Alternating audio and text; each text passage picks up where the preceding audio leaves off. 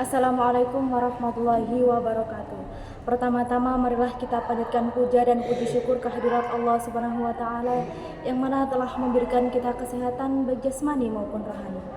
Kepada yang saya hormati Bapak Rektor Universitas Hasyim Asy'ari dan kepada yang saya hormati Bapak Dekan Fakultas Agama Islam, kepada yang saya hormati Bapak Kaprodi Pendidikan Agama Islam dan Bunda Iva selaku DPA PAI 4E, dan yang terakhir tak lupa Bapak Dr. Hanifuddin selaku dosen pengampu media pembelajaran. Baik, di sini saya Ayunita akan menjelaskan materi kedua, yaitu bisa dilihat dulu peta konsep saya. Jadi langsung saja, di sini saya akan menjelaskan tentang fungsi dan manfaat media pembelajaran.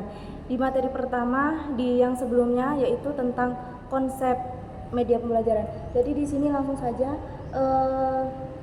apa saja fungsi media pembelajaran. Saya mengambil menurut Miknau yaitu ada audiovisual di mana mengubah titik berat pendidikan formal dan juga membangkitkan motivasi bagi peserta didik dan memberikan kejelasan atau klasifikasi, dan yang terakhir ada memberikan stimulasi belajar atau stimulus yang pernah disinggung oleh Pak Hanif, yaitu di mana memberikan rangsangan atau stimulus untuk menentukan memunculkan respon peserta didik. Terus yang kedua ada menurut Munadir, yaitu fungsi media pembelajaran sebagai sumber belajar melalui media peserta didik, yaitu ada juga ada fungsi semantik, di mana media pembelajaran ini untuk membantu siswa dapat memahami kata makna atau simbol dalam pembelajaran. Terus yang ketiga ada fungsi manipulatif, yaitu dalam media mampu menghadirkan kembali suatu informasi ke dalam bentuk tertentu, baik secara visual ataupun audiovisual, bahkan ke dalam bentuk kondisi ataupun situasi tertentu, seperti mengenalkan kepada peserta didik atau siswa tentang proses terjadinya hujan. Terus yang keempat yaitu ada fungsi imajinatif, yaitu membantu peserta didik dalam menciptakan objek tanpa data sensoris. Terus yang kelima ada fungsi motivasi, yaitu untuk membangun motivasi belajar bagi guru, dan juga karena media pembelajaran yang terus berkembang, jadi mendorong guru untuk mengembangkan karakteristikas dalam membuat media pembelajaran yang lebih variatif. Contohnya yaitu membawa tumbuhan asli sebagai media pembelajaran. Jadi siswa disuruh untuk membawa tumbuhan, jadi mereka bisa tahu.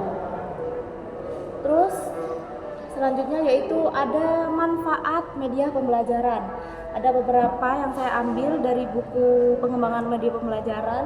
Menurut ada beberapa pendapat untuk yaitu manfaat yang pertama, manfaat pendidikan, manfaat media pembelajaran yaitu memudahkan pengajar dan juga yang diajar dalam proses belajar mengajar media pembelajaran, yaitu ada beberapa jenis, yaitu ada buku teks, audio, video, gambar, slide, simulasi, dan juga permainan edukatif.